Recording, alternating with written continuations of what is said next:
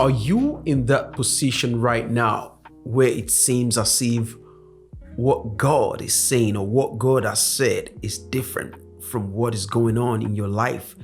I mean, God has spoken to you through people. You heard prophecies. God has spoken to you through His Word. God has spoken to you by His Spirit in dreams and visions. And you know that God has greatness in mind for you. You know that God has a purpose in mind for you. You know that God has a plan, an agenda that He is playing out concerning your life. But you're at that point right now where your reality looks nothing, absolutely nothing like what God has shown you concerning your life or what God is saying concerning your life. I just want to encourage you. So there are two particular characters in the Bible that I will make reference to as far as this is concerned. The first one is Joseph. Remember when Joseph was young, he had dreams of greatness about himself. He had dreams of greatness. But remember how long it took before the manifestation of the greatness that he saw as a child. But there's something I want you to remember about that story. Eventually, when Joseph's turnaround came, it was nothing like what he had in mind. He thought it was just going to be the ruler or the leader over his household, over his father's house. But look at what God did through the life of Joseph. God literally preserved the entire humanity through the wisdom that Joseph exercised, through the wisdom that Joseph displayed.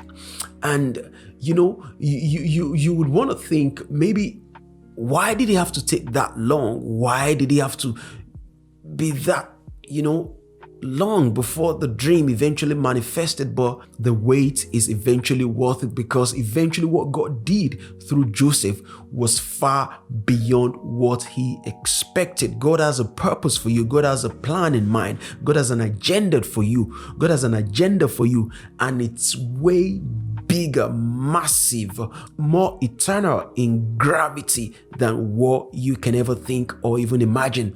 Think about David. David was anointed as the next king of Israel.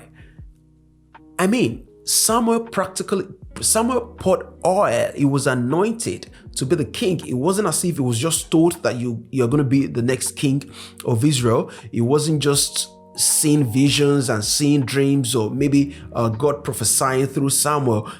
Samuel poured the oil, signifying, it is done, it is sealed, this is it. But did Moses assume the throne the following day? No, it took days. What am I saying? It took years.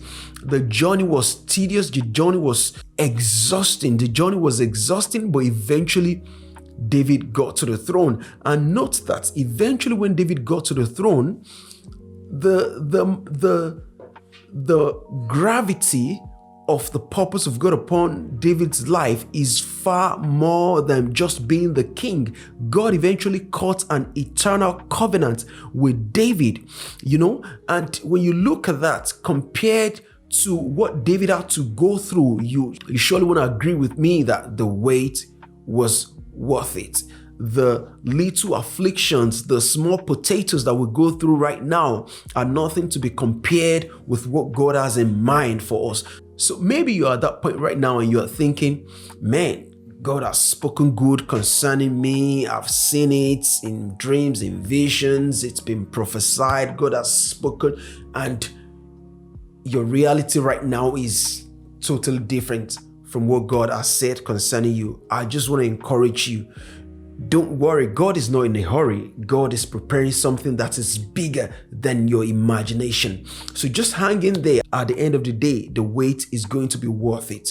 Trust me, God is up to something, and it's way bigger than what you can imagine. Till I see you again in another one. Stay blessed. God loves you.